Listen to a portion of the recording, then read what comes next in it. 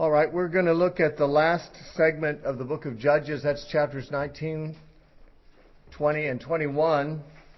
It is also the second part of the appendix, which began in chapter 17. There's two separate stories, not very closely related to each other at all, in this final segment of the book, which differs from the rest of the book in that the book is primarily a sequence of cycles of Israel rebelling against God, coming under judgment, under oppression from foreign armies, crying out to God, God raising up a hero, a deliverer who sends the oppressors packing, and then that hero becomes their judge for the remainder of his life.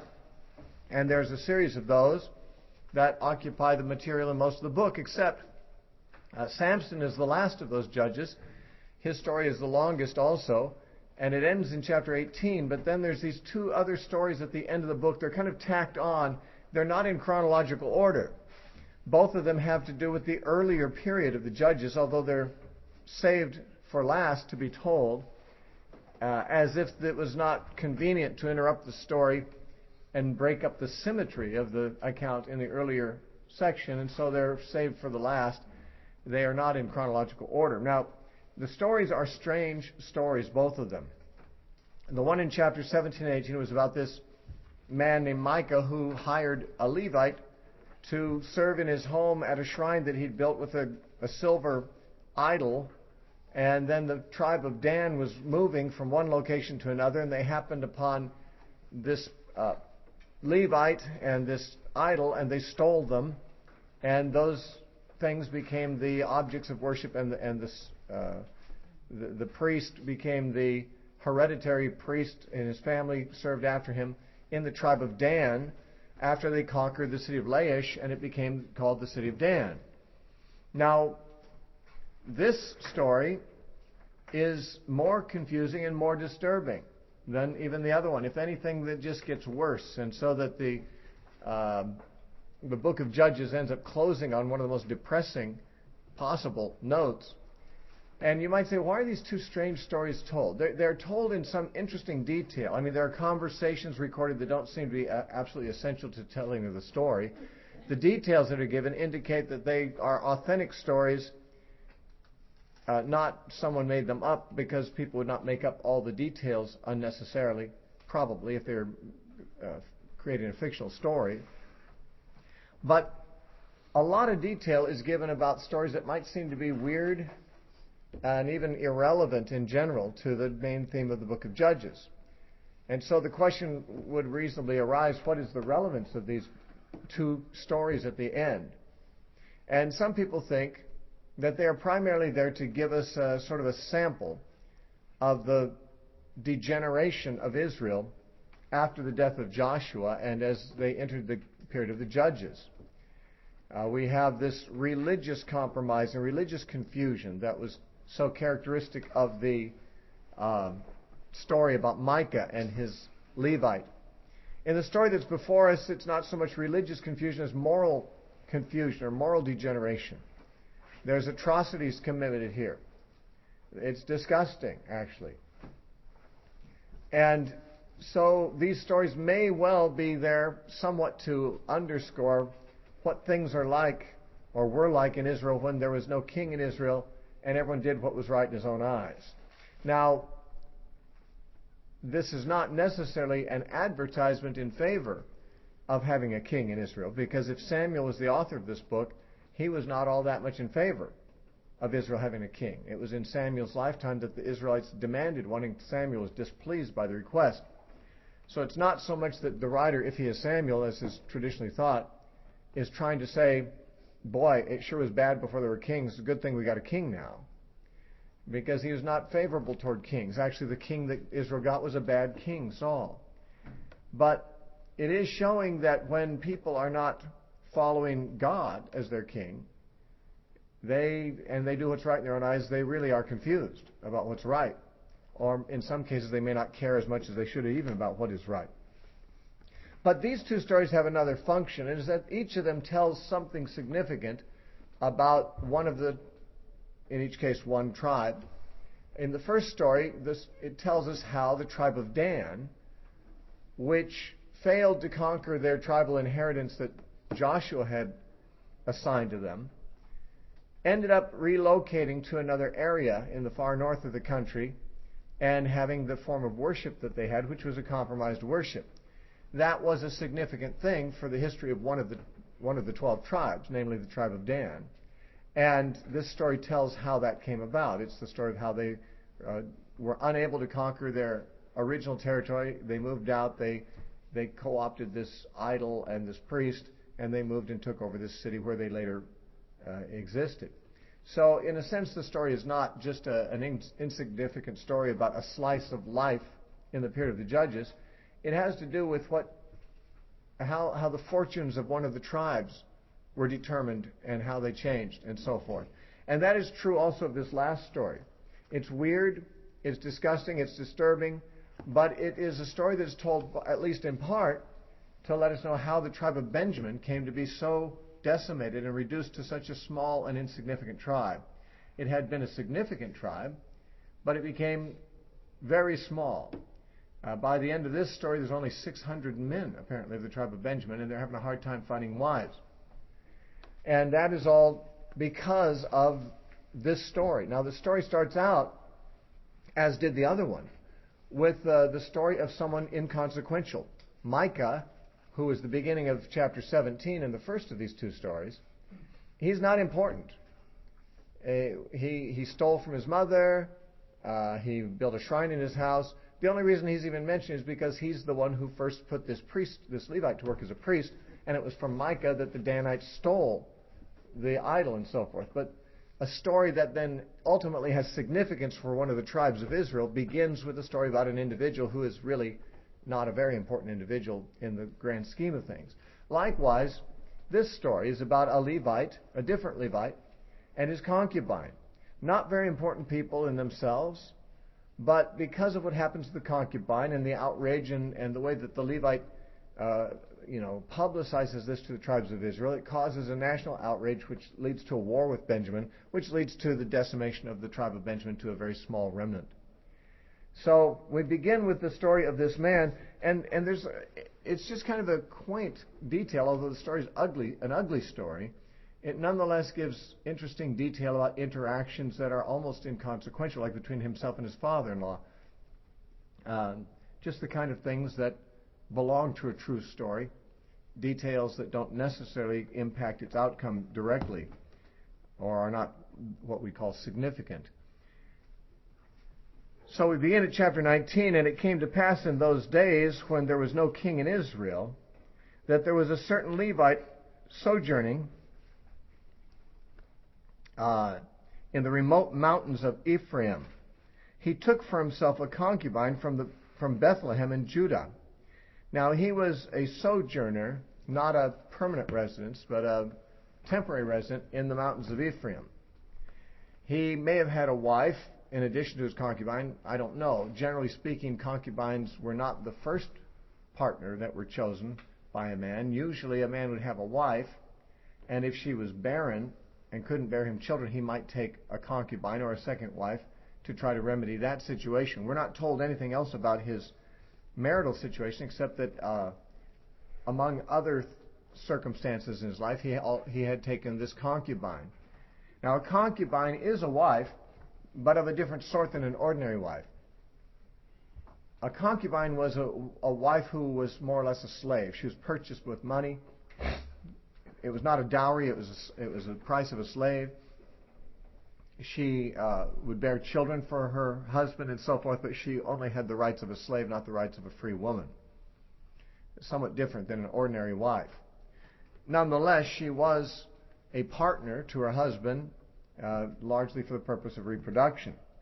We don't read of this couple having children, and it may be that they were only together for a short time before it says she played the harlot.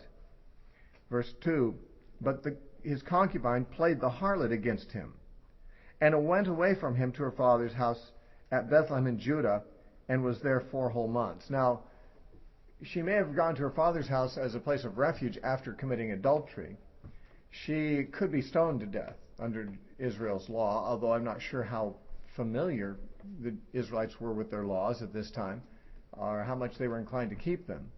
But under the law of Moses, she apparently slept with somebody who was not her husband, and she, of course, could be put to death for that. Instead, she fled, probably from the penalty, and went to her father's house, and there she remained for 4 months, and it seemed as if she had gotten away with her crime. As it turns out, she did not. Then her husband arose and went after her, to speak kindly to her and to bring her back, having his servant and a couple of donkeys with him. Now, it says he went to speak kindly with her, obviously to persuade her to come back. He could have come with a vindictive attitude and said, okay, I caught up with you, you deserve to die, and I've traced you here to your father's house, and now you're going to pay the penalty. Instead, he was hoping to persuade her to leave and go back with him, by her own choice. So he spoke kindly to her. Whether sincerely or not, we don't know. But he knew that he had to persuade her to go with him with kind words rather than threats, in all likelihood, since she was in her father's house after all. It may be, we don't know, it may be that he didn't love her. He didn't act very much like he loved her in the sequel. He didn't protect her from rape, and even when she died, he seemed entirely callous about it. So it may be that he had no love for her, and his kind words to her were simply a ruse to get her out of the protection of her father's house and get her back to where he could, treat her harshly, even stone her. And hard to say what he really intended, because their plans were interrupted by unforeseen circumstances. Where this man's heart was at, we do not know, but he does not come off as exactly a loving husband. Yet he comes to speak kindly to her when he actually has been offended by her. She's actually played the harlot on him, the kind of thing that could make a man angry and even give him the right to kill her under the law. But he comes rather to talk in a way that would be persuasive to her, to leave and go back with him to his home. And it says he brought a servant with him and a couple of donkeys so she could ride comfortably. So she brought him to her father's house, and when the father of the young woman saw him, he was glad to meet him. Now, this father-in-law, I don't know why he's important in the story. The story could have been told without any reference to the father-in-law, except there's this drawn-out portion about how the father-in-law keeps delaying the departure of his daughter and the Levite. It says, now his father-in-law, the young woman's father, detained him, and he stayed with him 3 days. So they ate and drank and lodged there. Then it came to pass on the 4th day that they arose early in the morning, and he stood to depart. But the young woman's father said to his son-in-law, refresh your heart with a morsel of bread, and afterward go your way. So they sat down, and the two of them ate and drank together.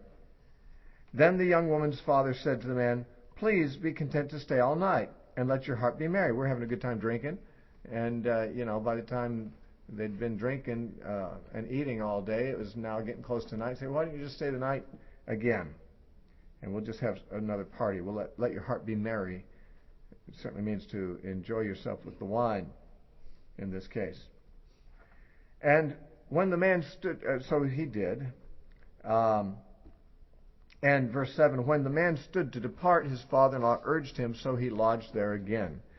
Then he arose early in the morning on the 5th day to depart. But the young woman's father said, please refresh your heart. So they delayed until afternoon, and both of them ate.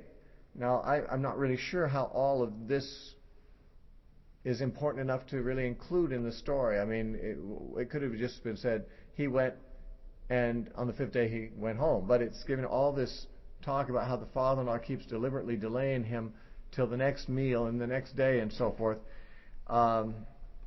There may be some kind of a subtext going on here. There may be some kind of undercurrent of what the father-in-law has in mind is to maybe detain him indefinitely, keep him there. Maybe he's trying to protect his daughter from going off and being vulnerable to this man's,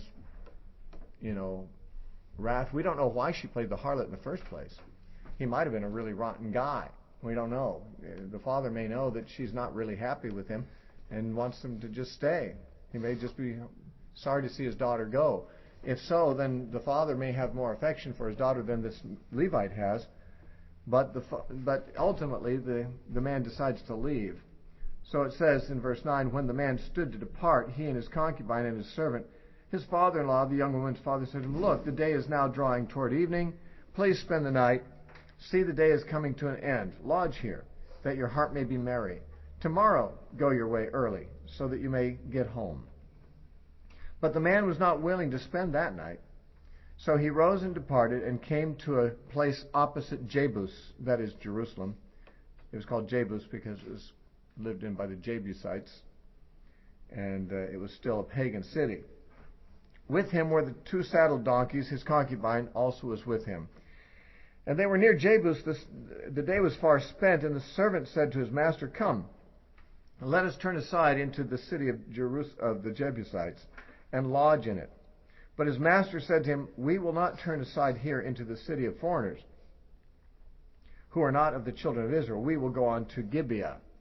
He didn't trust the Canaanites to be, hospitable or safe, and he wanted to rather stay with other Israelites. But that was a miscalculation too. He thought that the Israelite city would somehow be safer than the Canaanite city. We can't say what would have happened to them in Jebus, but we find that what happened in Gibeah was far from safe. The Israelites were not really any better than pagans. In fact, the story seems to illustrate they weren't even much better than the worst pagans of Sodom and Gomorrah. So he said to his servant, come, let us draw near to one of these places and spend the night in Gibeah or in Ramah. And they passed by and went down the way, and the sun went down on them near Gibeah, which belongs to Benjamin. Now, once the sun's down, you really can't travel anymore, so they just went to the nearest town they'd arrived at, this Benjamite city of Gibeah. They turned aside there to go to lodge in Gibeah, and when he went in, he sat down in the open square of the city, for no one would take them into the house to spend the night. So, usually in the Middle East, if a stranger comes to town, somebody invites them over. Hospitality is a really important value in Middle Eastern culture. And so he sat with his servant and his concubine there in the square waiting for someone to invite him in for the night. It was getting dark, but no one invited him in. It was a very inhospitable city. And it proved to be more inhospitable still as the night progressed. Just then an old man came in from his work in the field at evening, who also was from the mountains of Ephraim, like the Levite himself was. They're from the same region. He was sojourning in Gibeah, whereas the men of that place were Benjamites. So this old man wasn't a native of the city, and we're not sure why he was there. He was working there. It says he came in from working outside, but he had a home in the city. But it wasn't a permanent home. He was sojourning there. He was a traveler like the Levite. He had come into the town as a visitor and had stayed for some period of time, but he was not a Benjamite like the others. And when he raised his eyes, he saw the traveler in the open square of the city, and the old man said, where are you going? And where do you come from? And he said to him, we are passing from Bethlehem in Judah toward the remote mountains of Ephraim. I am from there. I went to Bethlehem in Judah, and now I am going to the house of the Lord. But there is no one who will take me into his house. Although we have both straw and fodder for our donkeys, and bread and wine for myself, for your maidservant, and for the young man who is with your servant, there is no lack of anything. In other words, we just need shelter. We don't need anyone to provide any food for us or anything. We've got all our own stuff. We've got plenty. We just don't have a shelter. And the old man said, peace be with you. However, let all your needs be my responsibility. Only do not spend the night in the open square. So he brought him into his house and gave fodder to the donkeys, and they washed their feet and ate and drank. So as they were enjoying themselves, suddenly certain men of the city, perverted men, surrounded the house and beat on the door.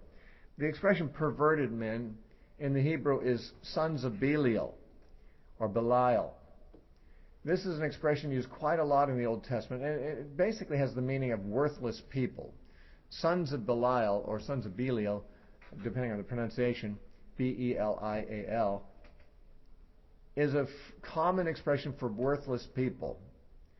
The name Belial or Belial eventually in the development of the Hebrew culture and language, came to be a name for Satan. And we find Paul saying, what fellowship has the temple of God with Belial in 2 Corinthians chapter 6, meaning with Satan. But at this time, that phrase was being used simply to mean, it's just an idiom that means people who are of no good. And so that these perverted men came, and they spoke to the master of the house, the old man, saying, "Bring out the man who came to your house, that we may know him carnally." But the master of the house, went out to them and said to them, "No, my brethren, I beg you, do not act so wickedly. Seeing this man has come into my house, do not commit this outrage. Look, here is my virgin daughter and the man's concubine. Let me bring them out now, humble them, and do with them as you please. But to this man do not do such a vile thing." Now we encountered exactly these behaviors in the story of Sodom in the 19th chapter, or 18th and 19th chapter of Genesis. And there 2 angels who resembled men came to visit the house of Lot. Actually, they were going to camp out in the open square in that case too, but Lot urged them to come and stay with him, just as this old man urged this Levite and his entourage to come in. And likewise, in Sodom, the men of the city came around and wanted to rape the visitors. So also here. Now, obviously they're referring to homosexual activity, but they were not strictly homosexual men. They were obviously heterosexual, they're bisexual, I guess we'd say, because they were quite content to settle for a woman in this case. In Lot's case, they were not. Lot offered his daughters to them, just like this man offered a daughter to them. And in Sodom, they didn't want the daughter. They wanted the men. And likewise here, they didn't take the daughter, but they, as we see, the men would not heed him. So the man took his concubine and brought her out to them, and they knew her and abused her all night until morning, and when the day began to break, they let her go. Now this story has a different outcome than the one of Sodom and Gomorrah, because the angels took care of themselves and blinded the men at the door of Lot's house so that no harm came to anyone. In this case, there were no angels present, and the concubine became the sacrificial lamb, as it were, to spare the family inside. Now, it's very offensive to us. A number of things are very offensive. Certainly that it would have been even very offensive in biblical times to read this story, because first of all, this is a very inhospitable city. When a person has brought somebody into their own home in the Middle East, that act of bringing them into their home means that you are protecting them with everything, with your life if necessary. You don't bring someone into your home and then allow them to be endangered. You'll protect them with your life. Now, both Lot and this old man both showed that conviction. I'm not going to turn my guests over to you. And it was very, obviously quite contrary to the customs of the time for the people to expect him to. For them to say, "No, we want to abuse your guest." Well, that would be offensive to all Middle Easterners. This was an outrage in itself. But then, it's outrageous to us that Lot and this man both offered their daughters to be abused instead of their guests. And there's just no way to make that sound good. It isn't good. It is reflective of the culture of the time, though, where women were considered to be, somewhere in the middle range between animals and men. They were not exactly on the same status as men. A man might very well love his daughter, but he couldn't become too attached to her because she's going to go off and become another man's wife, and she's going to have some other inheritance, and his sons are what he's putting all his hope in. Having only daughters was a tragedy for a man. He needed to have sons. Daughters were of less value to them. And so, because of the high view of hospitality that people in the Middle East generally held, they would sacrifice themselves, or probably before that, their daughters, before they would endanger their guests.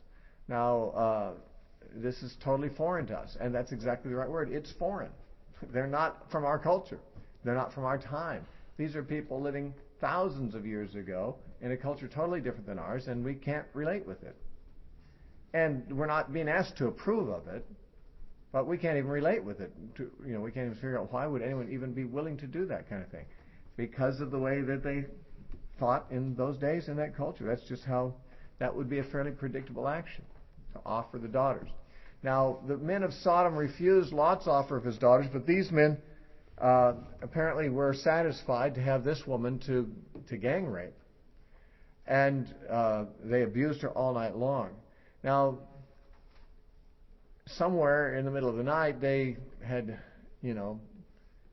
their fill of abusing this woman, and they left her not quite dead. She was able to drag herself to the door, but she didn't survive till morning. She was half dead. It says they abused her all night until morning, and when the day began to break, they let her go. Then the woman came as the day was dawning and fell down at the door of the man's house where the master was till it was light. And we don't read of her alive again after this point. Now, it seems like her husband would have been watching at the window for any chance to bring her into safety. But, here she's half dead. She's at the doorstep.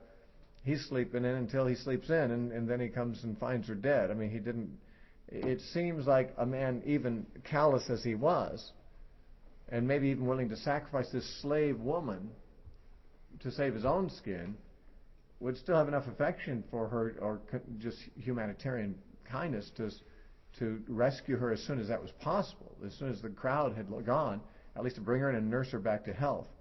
Instead, she's at the doorstep and she just lays there and expires without any assistance from him. And it says in verse 27, when her master arose in the morning and opened the doors of the house and went out to go his way, there was his concubine fallen at the door of the house with her hands on the threshold. It doesn't say she was dead, but that is what turns out to be the case. And he said to her, get up and let us be going. But there was no answer. So the man lifted her onto his donkey, and the man got up and went to his place. Imagine, even if he didn't know she was dead, and he said, get up and let's go. Like she's been gang raped and abused all night long, and he's just that callous, where we're going now. It's very clear this man didn't have any kindness in his heart toward her, as a husband would. And it says he put her on the donkey and went on home. And when he entered the house, that is his own house, he took a knife and laid hold of his concubine and dismembered her into 12 pieces, limb by limb, and sent her throughout all the territory of Israel. Now, what was that about? Well, it was done very largely for shock value, and that's the effect it had. Everyone was shocked to receive a package from Federal Express, and they open up and there's an arm and a hand in it of a woman, or a leg, or a shoulder or something of a woman, or a head. I mean, everyone just freaked out by that. And it says, so it was that all who saw it said, no such deed has been done or seen from the day that the children of Israel came up from the land of Egypt till this day. Consider it, take counsel, and speak up. And we find that as a result, in chapter 20, all Israel mobilizes to come and hear what this man has to say. He apparently had his return address on the package so that they would know who sent it and who to inquire of. What's this weird thing about? Now, there's a very similar thing, not identical by any means, but a similar thing in principle in 1 Samuel chapter 11. Because there, as Saul's first act of leading Israel after he had been anointed as king, he wants to rally the armies of Israel to rescue actually Gibeah, that at a later date is this is I think a different Gibeah. This is I think a Gibeah on the other side of the Jordan. But the Ammonites come against Gibeah and besiege it, and Saul the king wants to rescue them. And so he summons all of Israel to come to war. And he does it this way. It's when he heard about the need. In chapter 11 of 1 Samuel, verse 7, it says, so he took a yoke of oxen and cut them in pieces and sent them throughout all the territory of Israel by the hands of messengers. Now this is what this guy did. He cut up his concubine and sent her pieces to all the tribes of Israel. Similar thing. However, the meaning of the act is stated in this case, because he says, whoever does not go out with Saul and Samuel to battle, so it shall be done as to this oxen, or to his oxen, excuse me. So, essentially, by cutting up an ox and sending it out to people, there was the implied message or the stated message, this is what I will do to your oxen if you don't respond to this summons. Receiving these parts of this ox are a summons to appear and to, in fact, to mobilize. And anyone who doesn't respond to this summons, this is a draft notice, this is a recruiting people to come to an army, to form an army to make a war. Whoever doesn't respond to this summons is going to have their oxen cut up like this was. Now, there may have been, and probably was, an implication in cutting up the concubine, sending her out saying, everyone come and mobilize, and anyone who doesn't respond to this, this is what will be done to your concubines. So it was a ghastly thing. Although, of course, she was already dead, he didn't do any more harm to his concubine by doing this than he'd already done by delivering her over to the abusers who killed her. But now this was a way of getting the attention of the people of Israel and essentially summoning them to come and redress the problem. They at first did not know what the problem was, so they came. Chapter 20, then all the children of Israel came out from Dan to Beersheba. Now, we read about Dan in the previous story. That was the city of Laish, which the Danites had conquered, named Dan. From Dan to Beersheba means from the northern to the southern extremities of the country. And it says, as well as the land of Gilead, which is across the river. And the congregation gathered together as one man before the Lord at Mizpah. And the leaders of all the people and all the tribes of Israel presented themselves in the assembly of the people of God, 400,000 foot soldiers who drew the sword. Now the children of Benjamin, which were, of course, where Gibeah, the offending city, was in their tribe, they heard that the children of Israel had gone up to Mizpah. Then the children of Israel said, tell us, how did this wicked deed happen? By receiving these woman parts in the mail, it was a communication that there had been some horrible deed done, apparently to this woman, and an explanation was called for. So they assembled to ask. So the Levite, the husband of the woman who was murdered, answered and said, my concubine and I went into Gibeah, which belongs to Benjamin, to spend the night. And the men of Gibeah rose against me and surrounded the house at night because of me. They intended to kill me, but instead they ravished my concubine so that she died.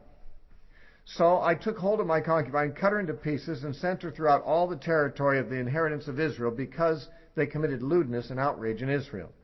Look, all of you are children of Israel. Give your advice and counsel here and now. Then all the people arose as one man, saying, none of us will go to his tent, nor will any of us turn back to his house. But now this is the thing which we will do to Gibeah. We will go up against it by lot. So they said, okay, this is an urgent situation. We won't even go home before we've remedied it. We're all going to go against Gibeah. They're going to try to first have the Benjamites deliver the offenders over so they don't have to fight a war. But that's not going to work out, so they're going to have a war. But it says, we'll go up by lot, apparently meaning we'll consult by casting lots, we'll consult the will of God as to which tribes should lead the advance and so forth. We will take 10 men out of every 100 throughout all the tribes of Israel, 100 out of every 1,000, 1,000 out of every 10,000. All of that just means the same thing. We're going to take 1 out of 10. To make provisions for the people, that when they come to Gibeah in Benjamin, they may repay all the vileness that they have done in Israel. So apparently they're going to take 10% of the resources of. It's not clear exactly what this 1 out of 10 is going to do. They're somehow going to provide for the soldiers while they fight against Gibeah. It was probably clearer to them than it is to me as I contemplate it. So all the men of Israel were gathered against the city, united together as one man. Verse 12, then the tribes of Israel sent men through all the tribe of Benjamin, saying, what is this wickedness that has occurred among you? Now therefore deliver up the men, the perverted men who are in Gibeah, that we may put them to death and remove the evil from Israel. But the children of Benjamin would not listen to the voice of their brethren, the children of Israel. Instead, the children of Benjamin gathered together from their cities to Gibeah to go to battle against the children of Israel. Now this shows just how how stupid their tribal loyalties were. I mean, there's some wicked men, probably a few handfuls of them, that are guilty of this deed. The Benjamites, if they had any concern about justice, would be glad to turn them over to face justice at the hands of the Israelites. And they would have spared the whole city. They would have spared thousands of warriors. They wouldn't have had to fight a battle. But because the city that offended was one of their territory and their tribe, and there's this tribal loyalty, they're going to defend the wrong actions of this one city, even at the expense of thousands of lives and the great expense of war. This is just the pride, sort of the I guess, patriotism for your tribe that we see happening here. And it led to a tremendous amount of bloodshed on both sides. And from their cities at that time, the children of Benjamin numbered 26,000 men who drew the sword, besides the inhabitants of Gibeah, who numbered 700 select men. So Gibeah itself only had 700 warriors, but the rest of the cities of Benjamin could come up with 26,000. But then among all this people, there were 700 select men who were left-handed. Everyone could sling a stone at a hair's breadth and not miss. So there are some real marksmen among them. We think of a slingshot as a kid's toy. In those days, it was a deadly weapon. In fact, it was the closest thing to a gun that they had. They had arrows and spears they could throw, and those were deadly too, of course. But a stone traveling at the rate of speed of a bullet and hitting someone in the head, as we know, could even kill a giant. And most men would not survive probably a head wound from a stone smacked that hard. Now these guys were such marksmen, they could target the breadth of a hair at a distance. I don't know from what distance, but the idea is that they didn't miss their mark. They were sharpshooters for sure. And it says, now besides Benjamin, the men of Israel numbered 400,000 men who drew the sword. All these were men of war. So the people of Benjamin only had 26,000 and a few, maybe 27,000 total men, as opposed to 400,000 of Israel. The Gibeonites, though, or the Benjamites, actually had one advantage, is they had these sharpshooters, 700 of them. They don't have to go down in the battle with their swords and endanger themselves. They can, sit in crags of the rocks and pick off people from a distance. Apparently, Israel didn't have any of those. Only the Benjamites had those. So, actually, the Benjamites did pretty well against overwhelming odds in this case, initially. And the children of Israel arose and went up to the house of God to ask counsel of God. And they said, which of us shall go up first to battle against the children of Benjamin? And the Lord said, Judah shall go up first. So God's actually given them instructions. So it turns out that those who are receiving their instructions from God suffer heavy losses the first couple of times they go to battle. This despite the fact that God is giving them directions, which is a bit confusing. But apparently God did not consider that initial losses, were something that was, frankly, that was a price he was willing to pay, I guess, for the initial outcome. But it does seem strange that he didn't give them victory right off. He said, Judah should go first. So the children of Israel rose up in the morning and encamped against Gibeah. And the men of Israel went out to battle against Benjamin. The men of Israel put themselves in battle array to fight against them at Gibeah. Then the children of Benjamin came out of Gibeah, and on that day cut down to the ground 22,000 men of the Israelites, almost as many as the total number of warriors on the side of Benjamites. They killed that many of their enemy, and apparently didn't lose many of their own. There's no mention of the Benjamite casualties here. So it would appear that the Benjamites win the first round, taking out 22,000 of the men of Israel. And the people, that is the men of Israel, encouraged themselves after that discouraging defeat, and again formed the battle line at the place where they had put themselves in array on the first day. Then the children of Israel went up and wept before Yahweh until evening, and asked counsel of Yahweh, saying, shall I again draw near for battle against the children of my brother Benjamin? And the Lord said, go up against him.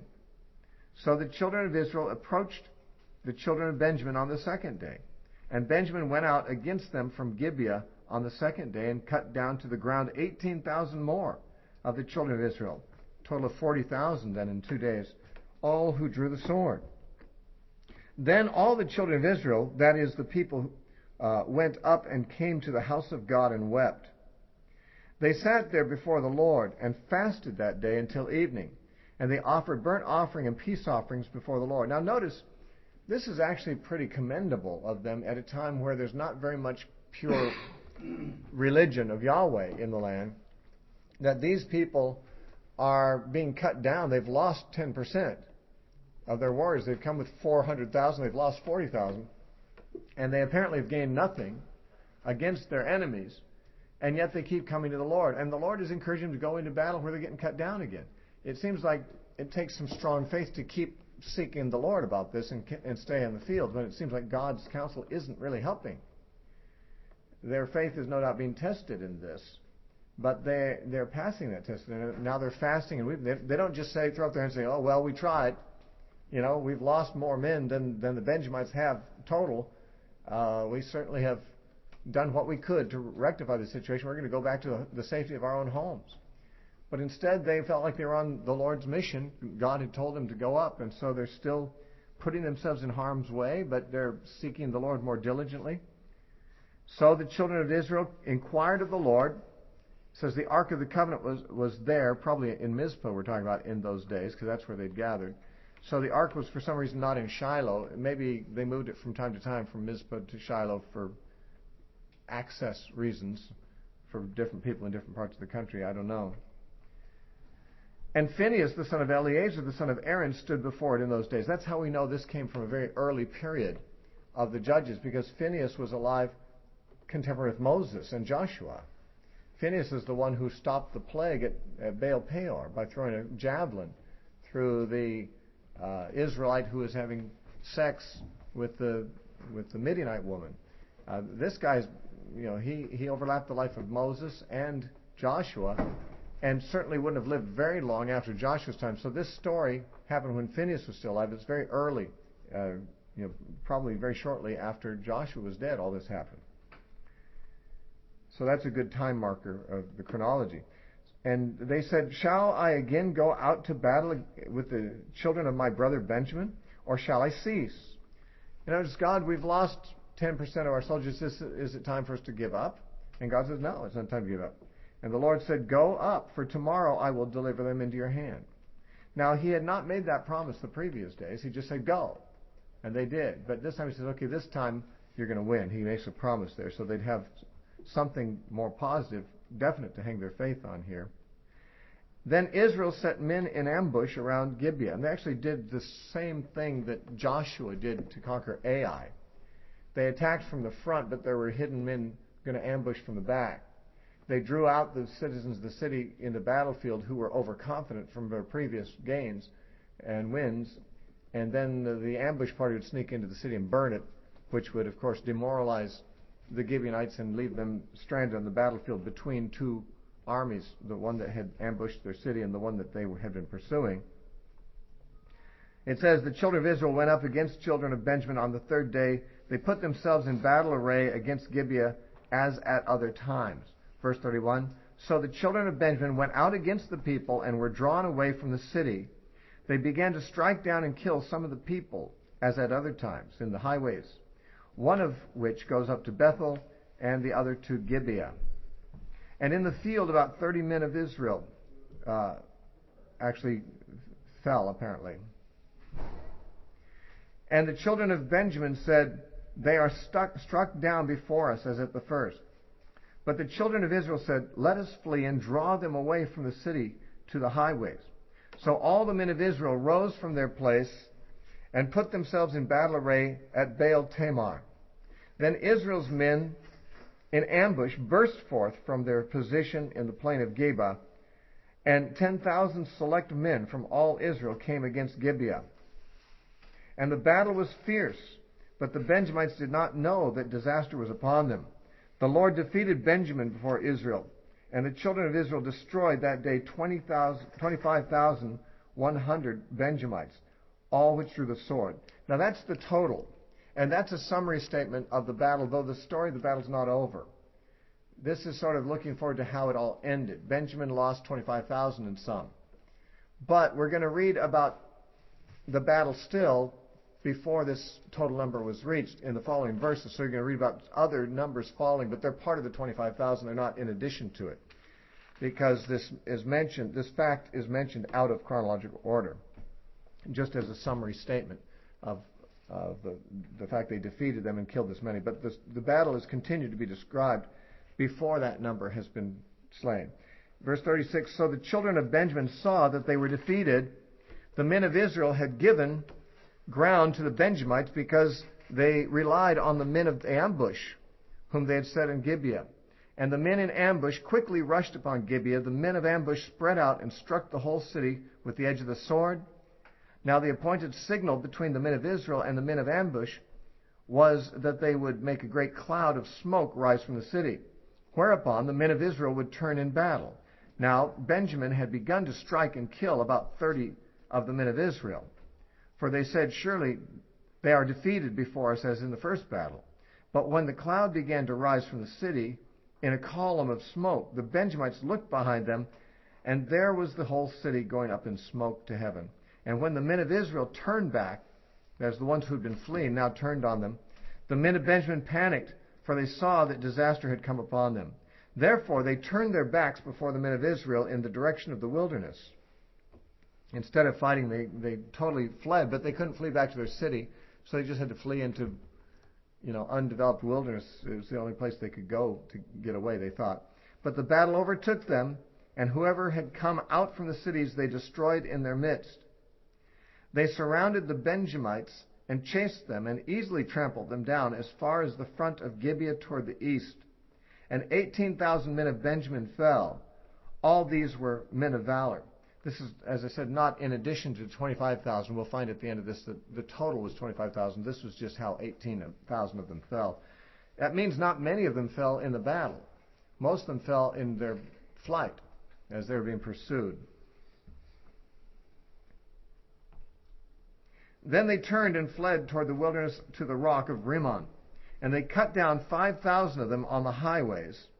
So in addition to the 18,000, another 5,000 went down. That's 23,000. Only about 2,000 Benjamites were killed in the battles. The rest were killed as they were fleeing.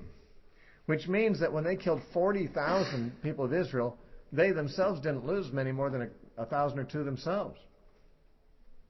So they really had the upper hand for a while.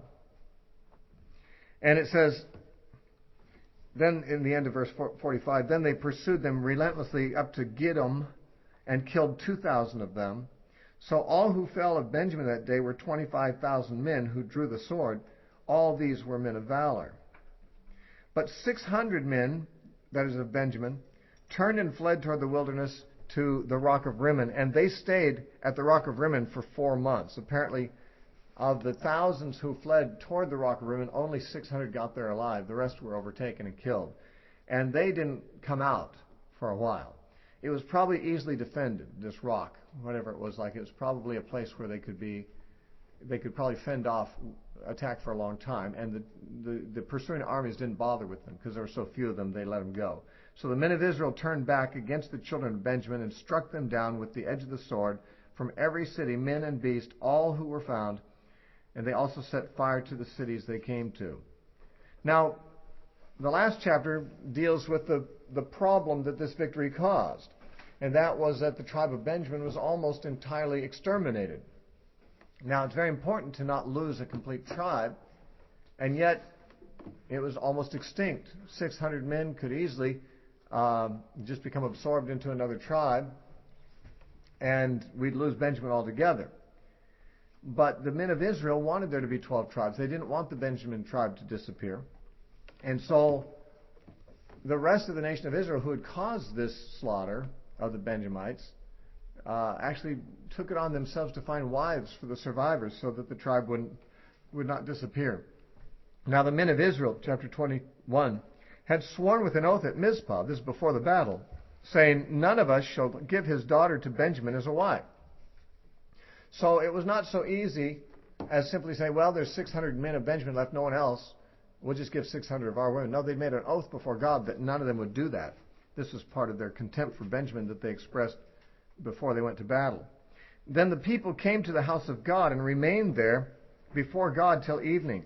They lifted up their voice and wept bitterly and said, O Lord God of Israel, why has this come to pass in Israel that today there should be one tribe missing in Israel? So it was on the next morning that the people rose early and built an altar there and offered burnt offerings and peace offerings. The children of Israel said, Who is there among all the tribes of Israel who did not come up with the assembly to the Lord? For they had made a great oath concerning anyone who had not come up to the Lord at Mizpah, saying, He shall surely be put to death. So in the early stages, before they went to battle, they apparently made a number of oaths that we had not been told about earlier. Before they engaged the battle with Benjamin, they made an oath that they wouldn't give any of their daughters to the Benjamites. They also said that any of the tribes of Israel or cities of Israel that didn't send representatives to fight, that they'd die. This was a battle that everyone had to get involved with, or else they'd be punished with their lives. And so the children of Israel grieved for Benjamin, their brother, and said, One tribe is cut off from Israel today. What shall we do for wives for those who remain, seeing we have sworn by the Lord that we will not give them our daughters as wives? And they said, What one is there from the tribes of Israel who did not come up to Mizpah to the Lord? And in fact, no one had come up to the camp from Jabesh Gilead to the assembly. So they thought, okay, they have to die because we made an oath that whoever didn't come would die. For when the people were counted, indeed, not one of the inhabitants of Jabesh Gilead was there. So the congregation sent out 12,000 of their most valiant men and commanded them, saying, Go and strike the inhabitants of Jabesh Gilead with the edge of the sword, including the women and children. This is not a command God gave. This is just a barbarian kind of a thing that these people did because of their vengeful spirit on this occasion. This is not something that God authorized them to kill these women and children. And this is the thing you shall do. You shall utterly destroy every male, every woman who has known a man intimately. So they found among the inhabitants of Jabesh Gilead 400 young virgins who had not known a man intimately, and they brought them to the camp at Shiloh, which is in the land of Canaan. Then the whole congregation sent word to the children of Benjamin who were at the rock of Rimmon and announced peace to them. So Benjamin came back at that time, and they gave them the women whom they had saved alive of the women of Jabesh Gilead. And yet they had not found enough for them. So they got 400 wives for 600 men. There were still needed 200 more.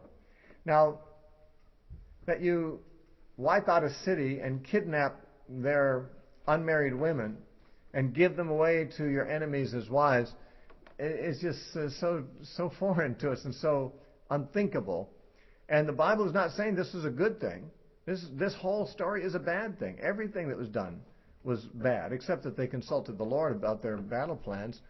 The battle to conquer Benjamin was something God wished to happen in order to vindicate a wrong done. But most of these actions are simply done by the people of Israel without any commentary from the author saying that God was in this or wasn't in this. We're getting simply a snapshot of the kinds of behavior these people were involved in and the way they settled problems. It was not a godly thing. And so they still didn't have enough for 200 of the men, so the people grieved for Benjamin because the Lord had made a void in the tribes of Israel. God hadn't really done this, but I guess he had by giving the victory to the Israelites in that battle. I guess God had made a void there. Then the elders of the congregation said, What shall we do for wives for those who remain, since the women of Benjamin have been destroyed? And they said, There must be an inheritance for the survivors of Benjamin, that a tribe may not be destroyed from Israel. However, we cannot give them wives from our daughters, for the children of Israel have sworn an oath, saying, Cursed be the one who gives a wife to Benjamin. There's a lot of repetition in the way the story is told. It seems like it could have used an editor. Then they said, In fact, there is a yearly feast of the Lord in Shiloh, which is north of Bethel, on the east side of the highway that goes up from Bethel to Shechem, the south of Lebonah. Therefore they instructed the children of Benjamin, saying, Go, lie in wait in the vineyards, and watch.